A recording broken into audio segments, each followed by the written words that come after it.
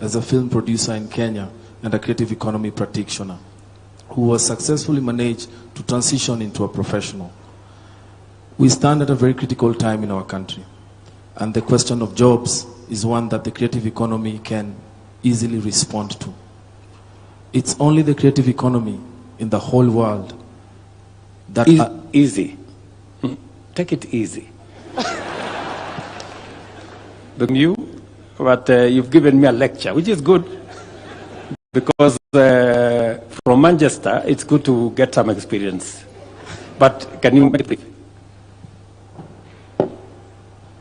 The sweet spot is always in the context, and I have learned from watching the way you have contextualized the conversation today. So I only thought it would be fair for me to put some context before my question, if you allow me, sir. Thank you. Bottom-up policies that promote the growth of talent-driven sectors like ours have been proven to work, especially in the creative economy, as we have witnessed in countries like Indonesia, where in 2023 they reported 4% contribution of GDP, which is equivalent to what the tourism sector has contributed in Kenya.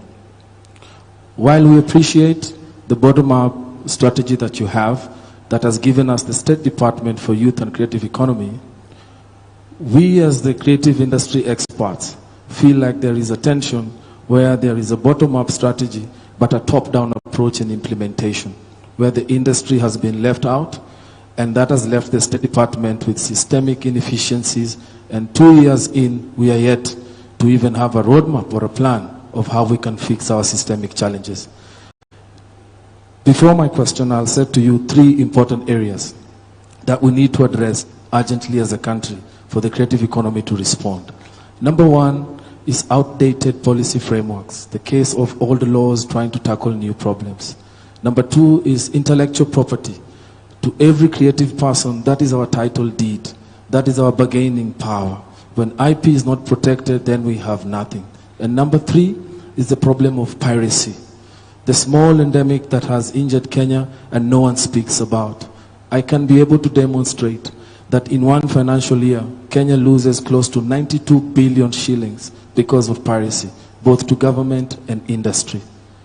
To my question, how does your administration plan, through the State Department, to resolve these issues inclusively, decisively, and set up a ground where these creative economies can grow and respond to job creation? Why I ask this question is, if we are not careful, there will come a time very soon where all the commerce that happens in the creative industry will happen overseas. Production will happen locally, consumption will happen locally, but the platforms in which we do our commerce will all be abroad. So what strategies can we put in place to ensure that creative technologies are integrated in the better plan to respond to IP challenges, the problem of piracy, and the problem of outdated policy frameworks? Thank you, sir. Thank you very much, my good friend. I don't have the people from the youth department here, but let me just mention to you that the reason why I made a policy decision that the sports fund, which initially had been spread to cover many things, including building hospitals and building all manner of things, must now stop, so that we concentrate the sports fund on matters to do with sports and the creatives. That is policy direction number 1. Number 2, you have said correctly about outdated laws. It is the thing I was struggling with, even with the BPOs. And it is the reason why on Wednesday we will be signing off to change the law in the employment space around the BPOs. And I agree with you that outdated laws have created a big problem for us. Whether we are talking about what we can do around the film, around the whole creative space, and I I remember we had trouble trying to bring on board the Grammys. I remember we had very serious challenges, and I had personally to get involved, you know, for some of these to come on board, on what we can do around the studio and what we can do around that space. And I remember Dennis Itumbi, who I'm sure is somewhere here, pushing me to do certain things. Did you hear what that good man said? And can you help me say some of those things that we agreed that we want, especially on the two subjects of intellectual property and piracy? So on intellectual property and piracy, sir, Easy has actually been involved in the crafting of the Creative Economy Bill that is still pending in Parliament, and he's played a good part with his association of coming with that, and that is a key part in that Creative Economy Bill with a few amendments, and he's in the working group. So in fact the challenge will be back to him to ensure that he helps us to ensure that we get it back and good and going. However, he's raised two key issues, both, if you allow me to respond to him. Yes. The first one is on the commerce of the creative economy. The president went to the USA and interacted, including with Hollywood stars at Tyler Perry Studios. And one of the things that the president is now working on is for a space for the creative economy. We all appreciate that Nairobi on Sundays has become an open theater where people actually shoot everything. In fact, ahead of Easy there is a gentleman from Grammy Awards, and there's also something there you're doing around the Grammy Awards for Africa. And we have actually instructed the State Department to pay so that then the Grammy Awards can be hosted in Kenya. There are few things to unlock, and this gentleman has an appointment with you this week to unlock that part. So on that part of commerce, we are not only interested, but we are actively playing a part on it. Finally, the president has already given instructions, and I've written to you a letter from our Office of Creative Economic Coordination for us to begin bidding for the World Creative Economy Conference in 2027 to become the first African country to bring the world sector here, because that will unlock the entire creative economy. Thank you very much. Let me help you, Dennis. Actually, the money for Grammys we already paid. We are not about to pay. We already paid 500 million shillings towards that, and I'm sure the gentleman from Grammys can confirm that that is the direction we are going. And so I think back to you, the motions are going through in Parliament. The creative bill is going through specifically to remove the challenges you have highlighted, to update the law so that we remove outdated legislation, to provide for a sure footing on matters intellectual property, and also to deal with the challenge of piracy. And we couldn't agree with you more. And thank you very much, Easy, for being part of the solution. By offering your knowledge and expertise to support the development of the bill, that is how we manage to solve problems. Thank you very much. Now, we got lost. We were still on the Hustler Fund. We now went to, can I take another 3 questions on the Hustler Fund, and then we can move to the jobs. I have a gentleman there, and then I have a lady here. Okay, yes? Thank you very much. Thank you very much, Your Excellency. Yeah, my name is Muguna Victor from Kenya Medical Training College, and my question stems from the statistics that you have given us today, that 28 million are the active borrowers. So how is the government ensuring that this over-indebtedness is catered for, and the insurance that the funds is going to continue providing the loans to the borrowers? Thank you very much.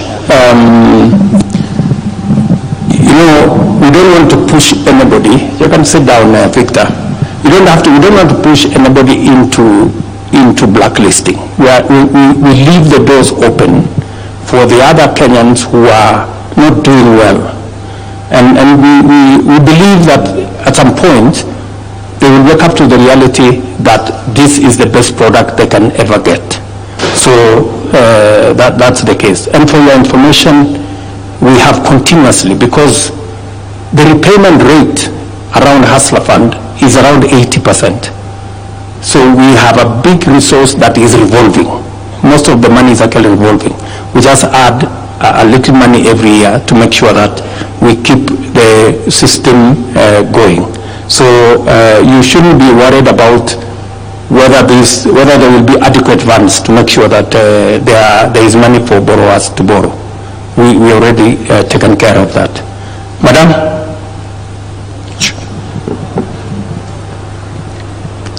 Thank you so much, His Excellency. My name is Josephine Muriuki. I'm National Domestic Chair of association called Association of Skilled Migrant Agencies of Kenya. I deal with the distress cases for all those girls who go out there and they have distress. And I'm also an agent. I'm a director of Samurai Recruitment Agents. I've been in this industry for the past 12 years. And first of all is to congratulate you, because we've never heard of this or seen this before, of a president who is caring for our children. Especially me being a mother, I feel so bad when youth comes to my office looking for opportunities and I turn them away simply because they cannot afford the ticket to go out there. And we are pleading as agencies, Your Excellency, that we need to come up with the solution, because once we bring this issue of our youths being denied funds to go out there, if we do interviews and they pass those interviews, we find that we are compromising the quality of our skilled out there. And if I can attest, like I had attended Saudi Arabia HR Expo in 2023 and 2024. And this time, in the month of October, 27th to 28th, and we managed to secure a booth there, and we got those demands. And the biggest problem or the biggest challenges that we are having is that if the company out there, they are asking for these young people to pay for the freight, they cannot be able to pay for the freight or to manage to get the money to process their documentation, since simply because they have been out of school, they have loans like HELP loan, and it is good because you have come up with the solution. But the only thing we can say, or we can advise, or we can request you, Your Excellency, tembea kule nje, open those doors so that we can have more bilateral agreements. Tuache kutegemea na ordinary three markets. In our licenses, they are indicated very well that we can only deploy housemaids or house managers to Qatar, UAE, and Saudi Arabia. We have so many bilateral agreements that are in some of these desks that have not been signed. And the only solution that we can get here, it is by opening those bilateral agreements. Hata vijana wetu hawatahitaji kukopa hizo loans, because once we have more markets, our skills, we have more demands, and we will be able now to assist our youth. Thank you so much. Thank you, Madam Ryuki. We had said that we concentrate on Hustler Fund, but everybody is going to, I think jobs is a big thing. Okay, let's have a conversation about jobs. So, Madam Ryuki, you have said that you are among the recruitment agencies, is that right?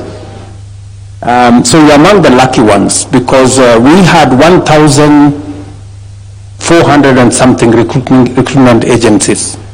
We have registered about 1,000 because they were crooks. We chased them away. You are among the few who remain because you are straight. And I must commend, they are honest Kenyans who want to do an honest job. And they want to support our young people. It is the reason why, Madam Muriuki, I have taken it upon myself to have a diaspora desk, a diaspora state department, whose job is to scout and make sure that we sign bilateral labor agreements so that we can open more markets for our young people. As you are aware, we have now worked on making sure that we go beyond, we also sign for professional jobs, teachers, nurses, clinical officers, engineers, and all the other categories, so that we, in the past, it was just limited to what you are saying. And I don't know whether it is Josephine or Rosalind, sorry. So Rosalind, you want to say something about it? Thank you, and thank you, Ms. Muriuki. We've broadened our market significantly. Just this year, Your Excellency, we signed an agreement with Germany that opens up a skilled workers market for Kenyans to play in that space. And the size of that market is huge. The size of the market itself is over 250,000 people, and it depends on how many Kenyans who are able to play in that space. We also in September signed an MOU with Austria, which has similar numbers and are able to take up more opportunities. We are currently in discussions with other countries, including Ireland and elsewhere, to open up these markets. So this movement to open up more opportunities is very much on course, Excellency. And it's part of your KPI? It is, yes, indeed. It is part of my KPI, and we have an entire Excellency agency that is specifically tasked, the Diaspora Placement Agency, tasked with ensuring that this happens. So we are very much on this. Okay, and let me also mention the following, that a market like Germany, which has an array of professional, skilled, semi-skilled opportunities. The size of that market is 250,000 people. We are possibly the only, or among the few African countries who have space to be able to take citizens to that market. I would ask our recruitment agencies to step into that space and support young people who are going into that space. And it is important for me at this point to ask, in the last 2 years, how many Kenyans have we facilitated to get jobs abroad? Alfred? Your Excellency, we have over 218,000 Kenyans have left the country to get jobs overseas. The target is to start pushing at least 700,000 to 1 million a year, and that is why we've started this move of taking the job opportunities to every county. Because before, people are not aware of the opportunities, and people don't have money to come to Nairobi or to visit these agencies. So we're taking the agencies and the jobs all the way to the counties, and we will be publishing the available employment opportunities on our government website, on NAIR, or even in my Facebook. I'll be telling you, look here, these are the opportunities, this is what is needed, so that regardless of where you are in the country, you have a chance to come and compete for those opportunities. I know in this auditorium we have recruitment agencies. We have people who run recruitment agencies. Is that correct? Are they here? Can anybody who is running a recruitment agency, can they stand up? So all you good people are in that space. Let's clap a round of applause for them. Asanteni sana, you can take your seats. I want at least one or two of you to step forward and tell us, in the last 2 years, how many Kenyans you have assisted through your recruitment agency to find jobs abroad. We have one lady there. Thank you, Your Excellency. My name is Monica Mwema. I run a recruitment agency called Monisa Company Limited, and I have run it for the last 10 years. In the last 2 years, I have been able to deploy over 3,000 Kenyans both skilled, semi-skilled, and even others for a little low-cadre jobs like housemaids. I've been able to take Kenyans engineers to UK. I've been able to take teachers. I've been able to take nurses, housemaids, lady drivers, and even people to work in farms. Thank you. Thank you very much. You said about 3,000. About 3,000? Yes. In the last 2 years? Yes. Okay. So of these 218,000, you can account for 3,000. Yes. Can I have one more person who, yes, behind there? Oh yeah, all right, whatever. Thank you, Your Excellency. My name is Daniel Maroria. I run an agency, TDM International Limited. For the last 2 years, I've managed to recruit around 2,500, both skilled and unskilled. Majorly, I do Qatar demands, mostly on security guards, like when you go to Hamad International Airport. I've managed to recruit, for the last 1 year, I've recruited around 700 guards. How much money are the guards paid, Mr. Marori? For recruitment? No. For salary? Yes. Do you know? Yes. Right now, they are paying us a basic salary of 1,000, then 300 riyals. 1,000 shillings or 1,000? No, Qatar riyals. Yes, which is like how much Kenyan shillings? Which is around 35,000. That is the basic salary for 8 hours. But most of our guards are getting more than 50,000, 45,000 plus, because they are working for 12 hours. Especially for those candidates who are working in Hamad Airport. They got training and they are now screeners, and most of them also are working as fire wardens, whereby most of them, they are giving us good feedbacks, and they are also sending us more clients to assist. And besides airport, we have also done different demands for Dubai. Like I've recruited some candidates for Dubai from NYS, like welders, fabricators, and so many others. Very good. We are also looking forward to get more demands to assist our fellow youths. Do we have any other, let me have a final person. Yes, my friend. Yeah, thank you, Excellency. My name is Benjamin. I run an agency here in Nairobi, and I have an office in Qatar as well. So I've been in this business for the last 3 years. I have managed to take around 1,500 from Kenya to Qatar. And as we speak, I want to say, because of your effort, right now we have a recruiter or employer from Germany who has come here to look for doctors, to look for nurses, to look for people to work in hospitality. Are you assisting him? Yes, we are doing.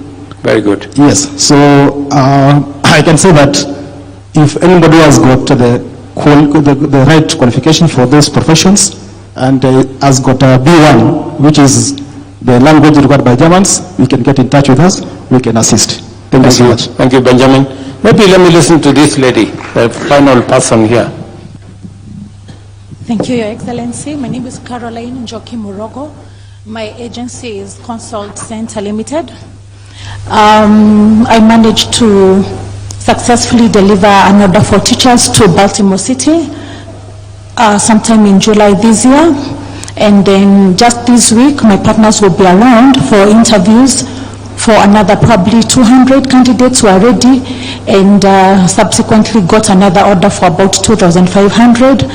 So I'm looking at 5 years of delivering about 500 in every year. Thank you. Are these real numbers, Njoki, or? They are real numbers. Real people? Real people. Real Kenyans. Ms. Njogu is aware that they have authenticated the order. You know, there is a spirit of Thomas in Kenya nowadays. I know, it's real. It's real. Thank you very much. Thank you. Okay. So, from the numbers, I think Alfred has told us in the last 2 years, 218,000 Kenyans have gotten different jobs in different parts of the world, We have here men and women who have facilitated. As recruitment agencies, the Ministry of Diaspora is here. They have worked with them to confirm and to make sure that Kenyans who are leaving Kenya to go and work elsewhere have the requisite government support, and if there is trouble, we can always find them to come back home. Let me go to another space. Digital jobs. As you're all aware, we have a program running under the Ajira framework. We have also the Jitume arrangement, and we have a whole plan around digital jobs. I want somebody from that space on digital jobs to give us the numbers. Do I have anybody here? Yes, tell us your name and where you work. Thank you, Your Excellency. My name is Kiria John. I'm here to represent my PS, Engineer John Tanui, but I head the Division of E-Commerce and Entrepreneurship at the Ministry. So, Your Excellency, in our program... How many Kenyans have you trained on digital skills or to work? So far, Your Excellency, we have skilled over 693,000 Kenyans in our 272 digital hubs that we have set up. And we target to set up 1,450 digital hubs across the entire country. Are those the ones, one in every ward? One in every ward. Okay. And we have, apart from just skilling them, we have also been able to facilitate job linkages of 182,000 of these skilled Kenyans. And apart from that, we are also undertaking a sensitization program, and that's where my PS and the CS and also the Prime Cabinet Secretary were in Kakamega County to doing a town hall like this one to also sensitize the youth of the available opportunities in the digital job space. So we are also creating the awareness and how they can benefit. Okay, so within the 270 different hubs around Kenya that exist today, yes, even as we work with members of parliament and others to bring on board another 1,200 to make it 1,450 in different parts of Kenya, right? Yes, Your Excellency. So at the moment, you say we have 182,000 already doing jobs and earning from those jobs. I was, for example, in one of our TVETs, and there were many young people who are already monetizing their talent. They're already working on the does that include those kind of people? Exactly, Your Excellency. Because at these hubs, we are also not just training them and skilling them, but actually they are doing the actual work itself and earning from digital jobs online and getting paid. So they are going to these hubs, and apart from getting the skills, they are also earning from this online, from the online work they undertake in these hubs. How many computers have we distributed in these different ICT hubs across the country? Your Excellency, so far we have distributed 19,693 computers in all these hubs. And what is the plan going forward? So the plan going forward, Your Excellency, is to set up the 1,450, to equip them and be able to skill at least 1 million youths and above. So the target is to move from the 180,000 currently who are engaged at different levels. Yes, Your Excellency. And earning and monetizing their talent and their skills using the digital space. Yes, Your Excellency. And also to add on that... you want to scale that from 180,000 to a million? To a million. With all the hubs once we have already completed. With the ICT hubs? Yes, and also it's good to note, Your Excellency, that through also your leadership, we have been able to engage the OTTs and now they are monetizing the content that these youth are also generating. So they are earning. Many of these people don't know what OTT is. Can you just simplify it a bit? Yes, Your Excellency, these are the TikTok, the YouTube, Facebook. So we have been able to negotiate better rates for Kenya as a country. And actually, if you look, relatively to also the other countries, the Kenyan content providers are getting paid better by these OTTs through your leadership. I remember you people forced me to talk to people in T-shirts, and I had to, and to get them to allow us to monetize the space and to allow our content creators to be paid. Your Excellency. Because I think Kenya is the 4th country in Africa to be allowed to monetize content. Exactly. The other countries don't. Exactly. Okay. Thank you. Maybe I'll ask Madam Moria, the PS for Tibet. You are aware of what is going on in our Tibet. Can you say something about that space with digital jobs? Yes, thank you, Your Excellency.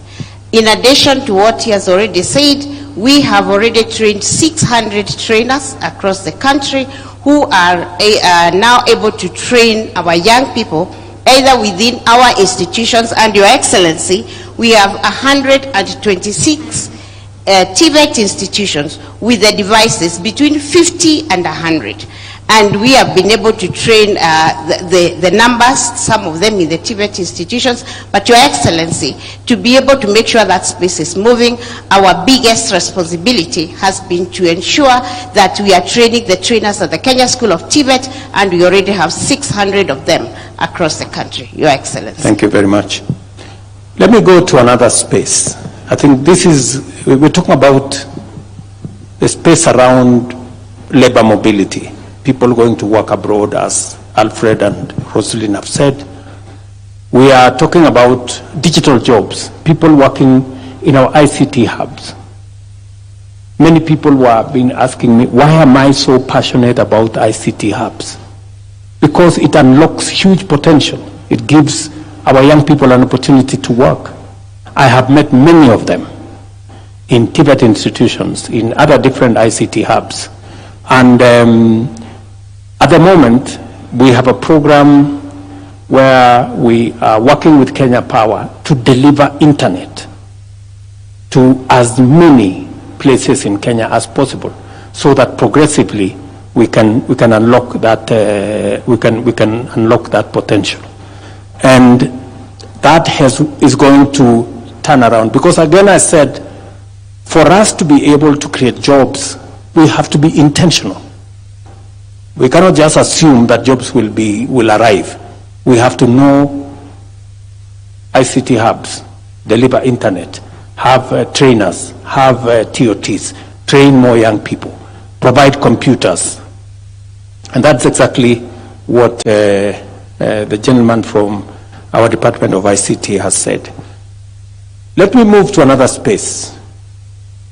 The space around industry and manufacturing.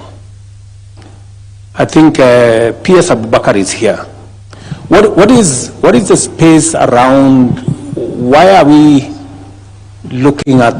negotiating, for example, a new agreement with America on matters to do with textile? Why are we doing more special economic zones? What are the numbers like? Thank you, Your Excellency. I think, Your Excellency, your strategic shift or your strategic intent in all this is, first is to subsidize production, 2 is to incentivize value addition, 3 is to expand the market, and 4 is to de-risk private investment. So what we are doing in terms of the market access, we are expanding our market access from the US. Now we have an economic partnership agreement with UK. Now we also have an economic partnership agreement with the European Union, so that we can have a lot of market access for our products. And one of the products which we have a competitive advantage in exporting is in the textile space. So Your Excellency, in your special economic zones and extra processing zone program, where people can produce competitively to access this market, we've been able to create 10,000 jobs in that space, mostly in the area of textile and apparel. Okay. So let me allow now, just sit Bakar. I want the people from the business process outsourcing. I remember I went to Samasos up on Mombasa Road. I remember earlier this year, I went to Tatu City with CCI.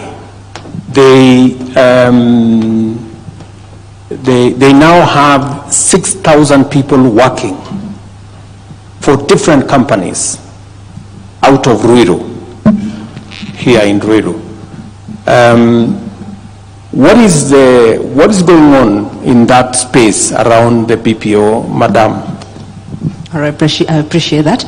My name is Anpisa Lola. I'm with SAMA, and if I'm just to paint a picture in the BPO industry, I'm going to talk in terms of numbers just to show how big this industry is and why it's important for us to literally focus, especially when it comes to creating jobs for the youth. So SAMA is a BPO. In Kenya alone, we have to the tunes of 3,500 employees. And this is full-time job, benefits, medical cover, all that. And we have not even scratched the surface. Okay? Now, when you look at how big this industry is, this industry last year alone was a 1 trillion USD industry. Okay, that's globally. Now, bringing that down to the amount of jobs that are created, India developed, I think for anybody who's read about BPO, India developed its middle class through BPOs. Today, India has 4.5 million jobs in the BPO industry. Philippines has 1.1 million jobs. Your Excellency just talked about the 1 million graduates that we are churning out every year. And from an industry expert, I'll tell you, Kenya delivers quality job than India and Philippines. Now, a lot of things are working well for Kenya.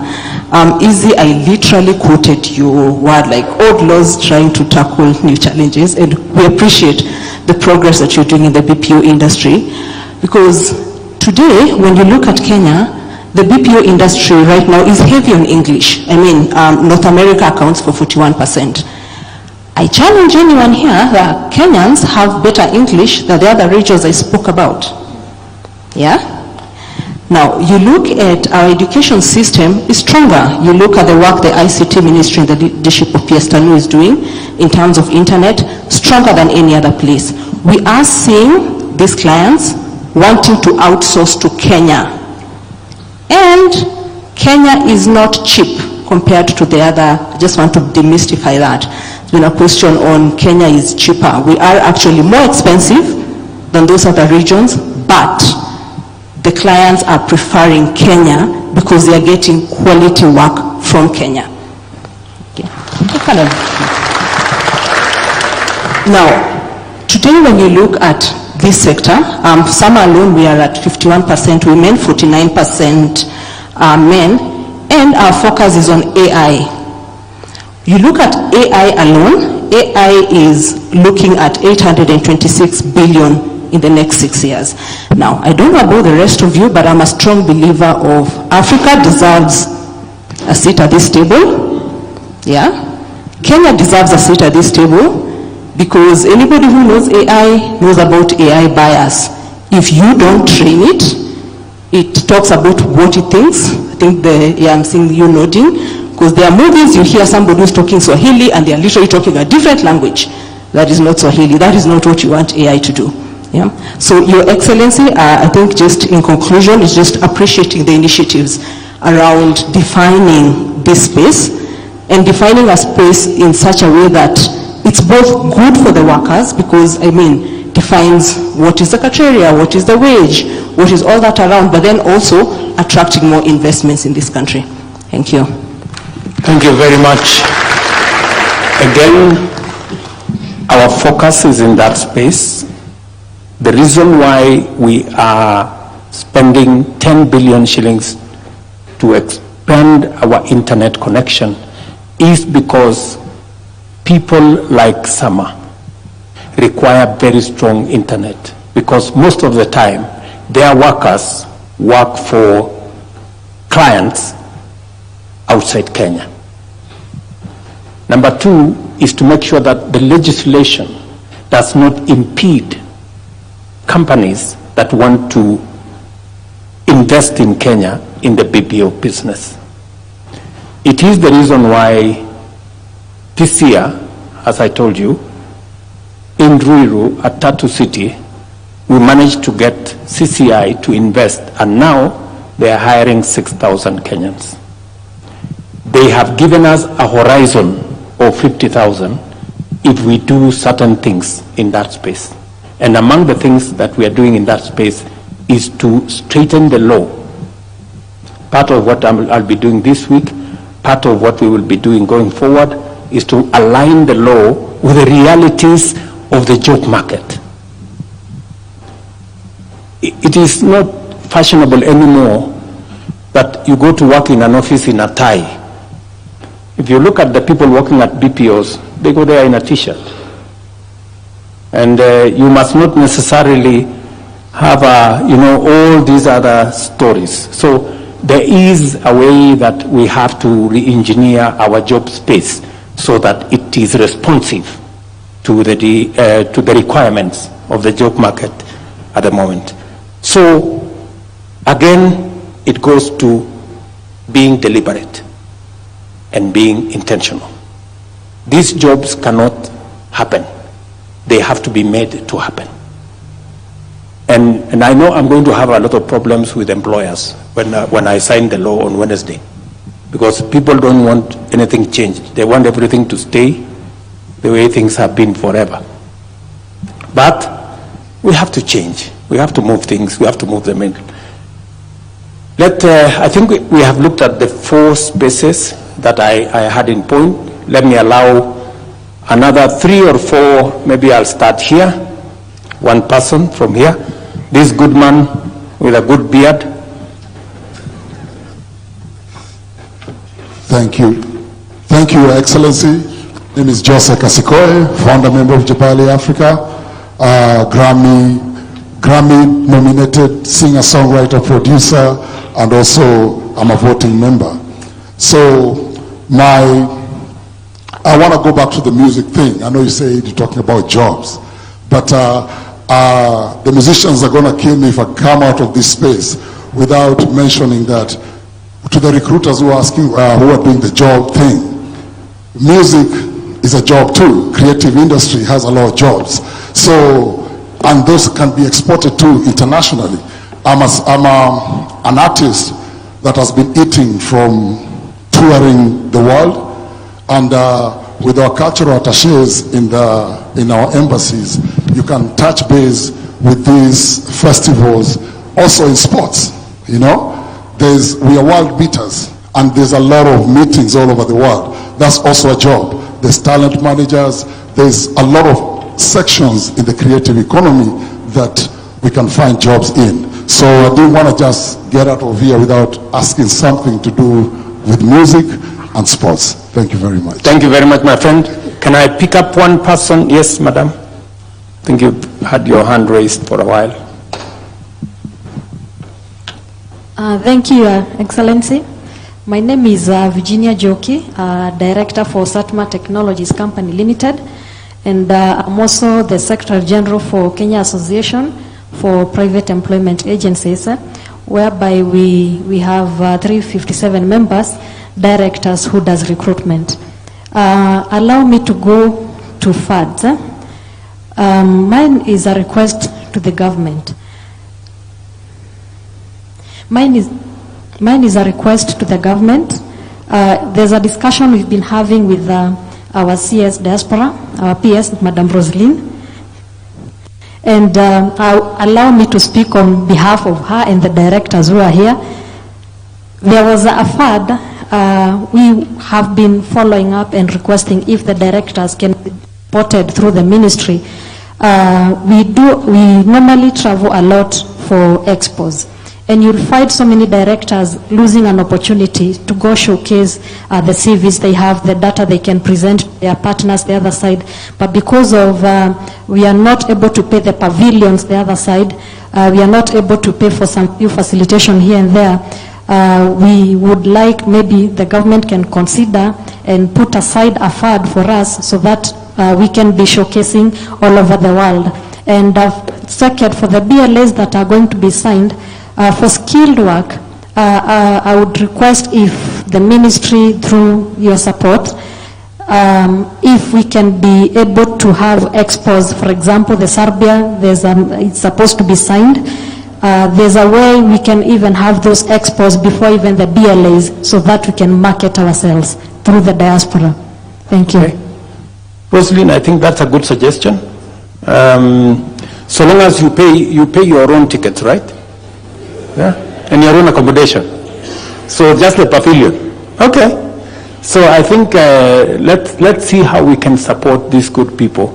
I think setting up a pavilion for them, they will travel at their own cost. They will go and market the country at their own cost.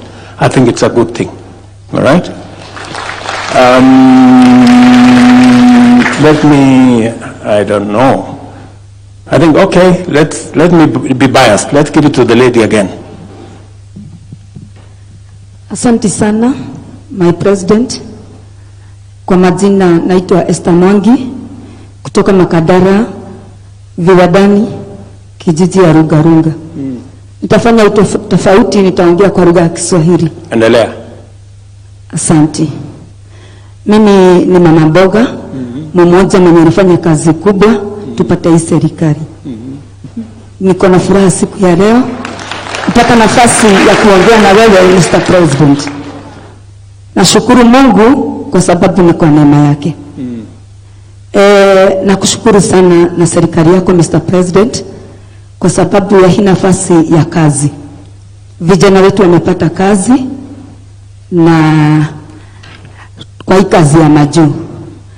Lakini swali yangu siku ya leo, mimi kama mama mboga na wengine tuko huko nje, na wengine wenye tumefikisha miaka 46 kwenda juu, hatukupata hii kazi mtahani, na tuja benefit na pesa ya uzee kwa sababu tuko hapo katikati. Sisi wa mama mboga wenye tulifanya kazi kubwa kupata hii serikali, wengine tu tukaacha boma zetu zikaharibika kama yangu, kwa sababu wazee walikuwa wakipigania pande nyingine tofauti. Tulikuwa na shida, mzee wangu alikuwa kwa mrengo mwingine, mimi nilikuwa kwa huu mrengo, na ninashukuru Mungu. Swali yangu siku ya leo Mr. President, nikiwa nimesimama kwa hii congregation, nauliza aje. Mimi mtu akona 46, mama mboga, sijapata kazi kwa vijana, sija benefiti kwa pesa ya uzee, sijaenda majuu, niko wapi kwa hii kazi? Watoto wangu, ukikumbuka wakati ya siasa pale Karen, nilikuambia sosho yangu hakusoma, mama yangu hakusoma, mimi sikusoma. Bado niko huku. Mr. President, najifunia kuwa kwa hii serikali. Na nakupenda sana kama president wangu, mwenye nilipiga magoti sana nikaombea. Sisi mama mboga tuko wapi? Aya. Tulipoteza familia, tulipoteza mabwana. Nitakujibu. Asante. Asante sana.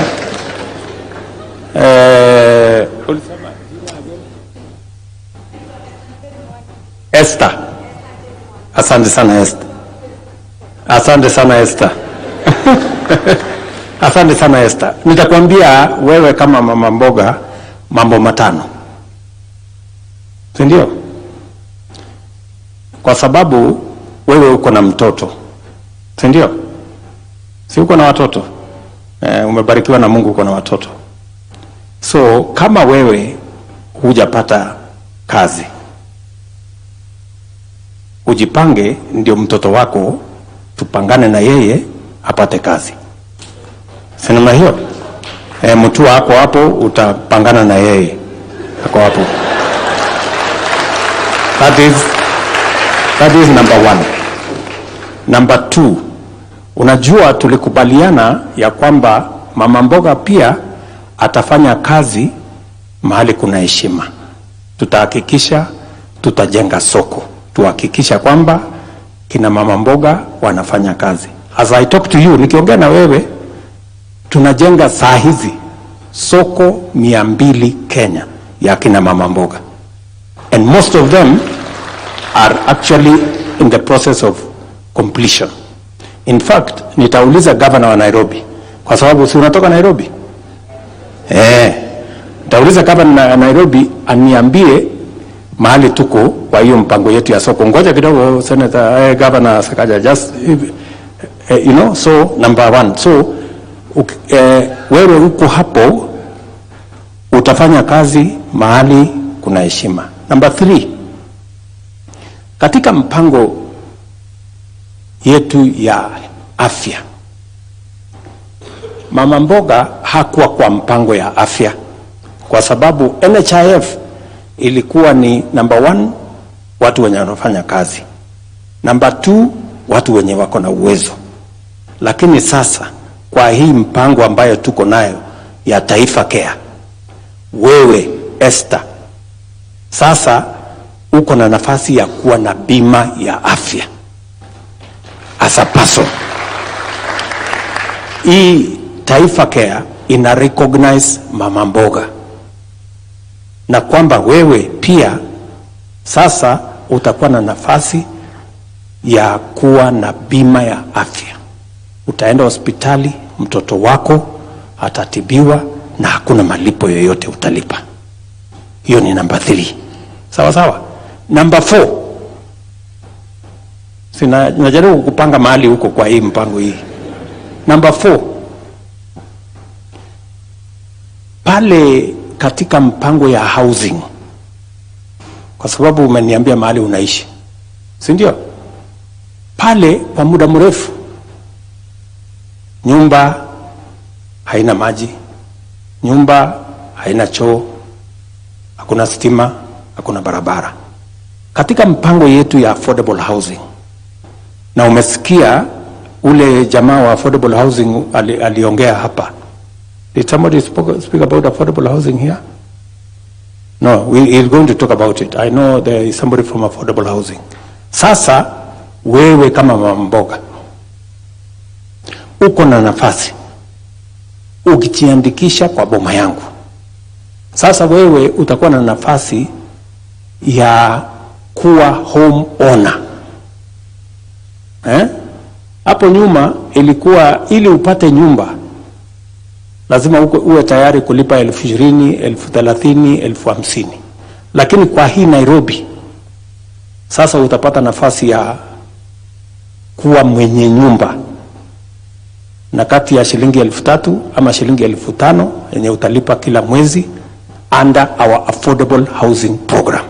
Kwa sababu tumesema we want to make home ownership, dignify our people with home ownership. Now mama mboga kama wewe anaweza kuwa na nyumba yake, sio ya kukodesha, nyumba yake ambaye ataishi kwa kulipa pesa kidogo. So these are some of the things we are doing to make sure that we cover everybody. Yeah. So those are among the things I can tell you as we go forward. We have, I'm told it is going to 9.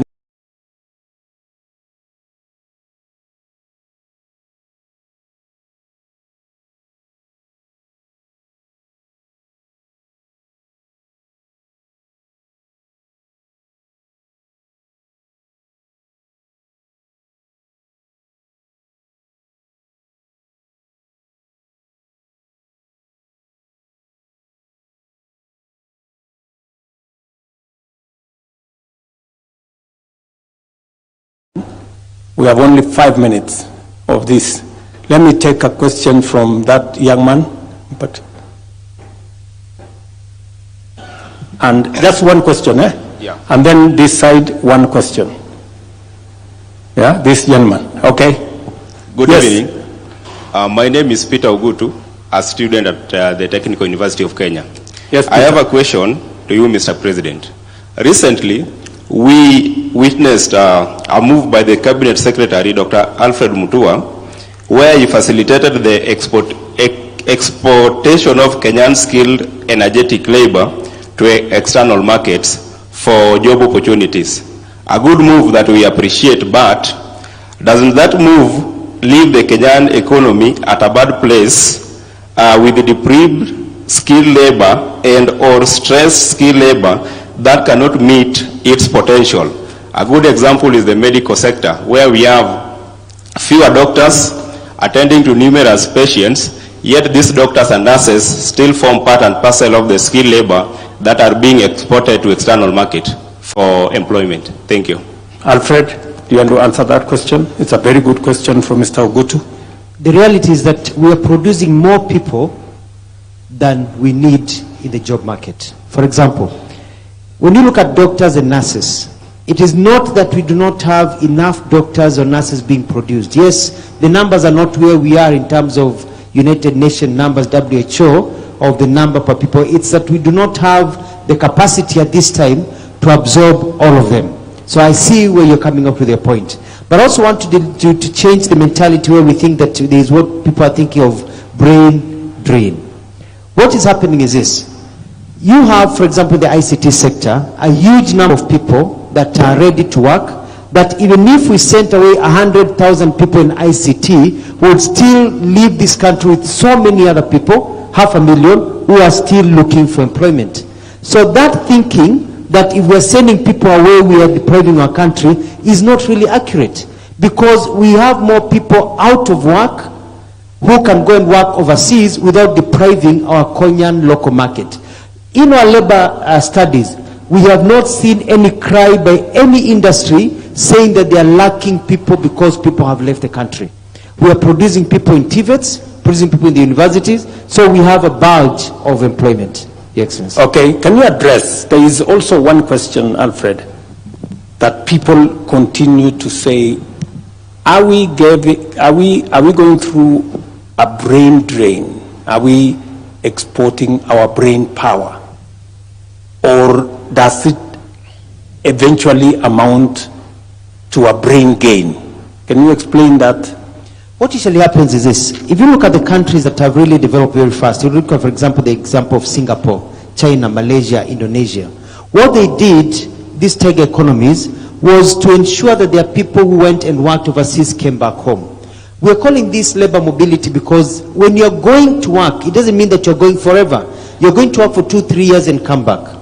What we have realized is that when you go overseas, you're able to gain skills. When His Excellency was in Germany, we were talking about Kenyans going to work to produce the German vehicles. So you go to Germany as an engineer, you produce the vehicles for 2 to 3 years, then you come back home. What happens? You're bringing back new talent. Kenya is actually getting brain gain. You're bringing new ways of doing things. When you talk to the construction industry, for example, construction industry are now looking for people who have worked overseas. If you are a plumber, if you are a mason, if you are an interior designer and you have worked in Dubai, the big companies working in Kenya want to employ you because your skills are a bit higher than the market, than the population in Kenya that is competing with you for the job market, because you have gained new skills. When you go to the UK as a nurse, you go to the US as a doctor, and you gain new skills in those hospitals that you're working in the US or in Italy and other places. When you come back, you're hot cake because of the brain gain. Thank you very much. And I think just to buttress that point is that, you know, the people going out, they are going out for short contracts. This is 3 years, maybe 5 years. After that 5 years, they come back home. And when they come back home home with added skills. They have gained experience. They have worked in a different market.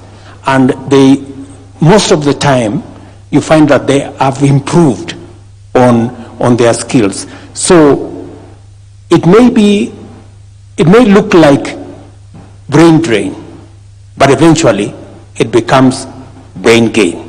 That's what Alfred is saying. So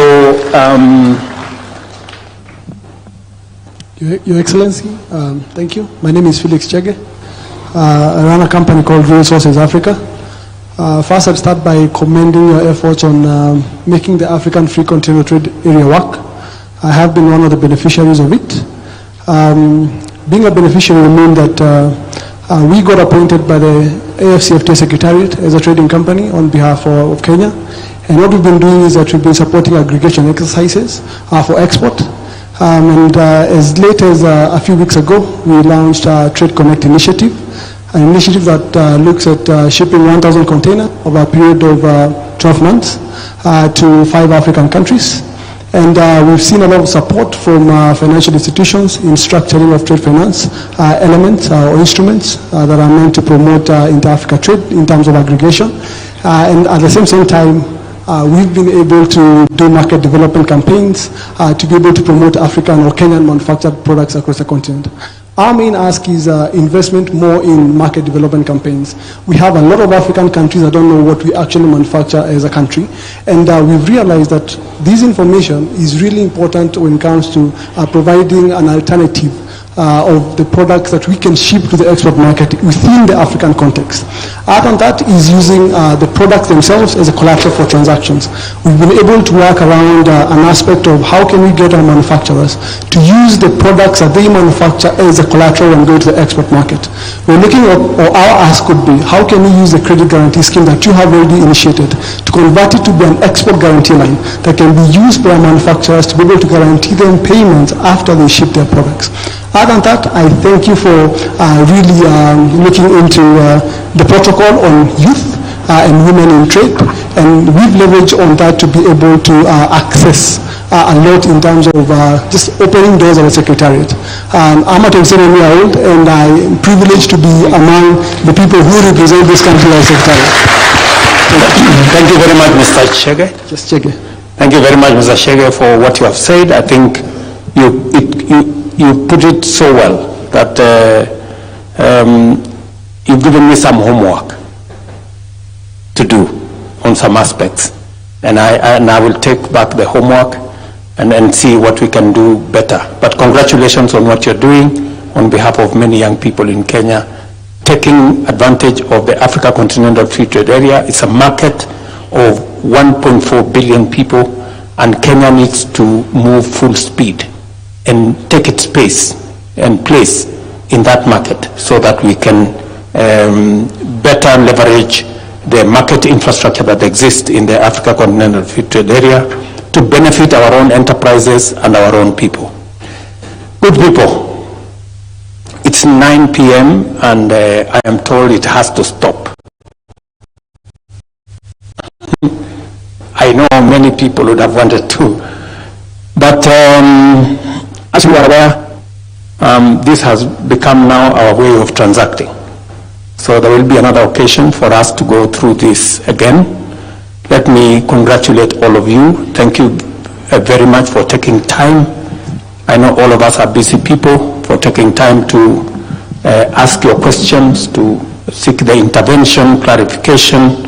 Thank you very much to all the teams that have participated here this evening, and my very best wishes as we work together towards creating opportunities for young people, for our nation. It will take effort, it will take collaboration. I know Sakaja was supposed to tell us something at the corner. Sakaja, do you want to say anything, or I can leave it there for now? Thank you very much. God bless you. Have a great evening. Asante. A round of applause for His Excellency as we stand. Thank you very much, Mr. President. At this point, we will request that we remain standing as His Excellency will leave at his own pleasure. Thank you very much once again, Your Excellency, for that great delivery. Thank you, sir.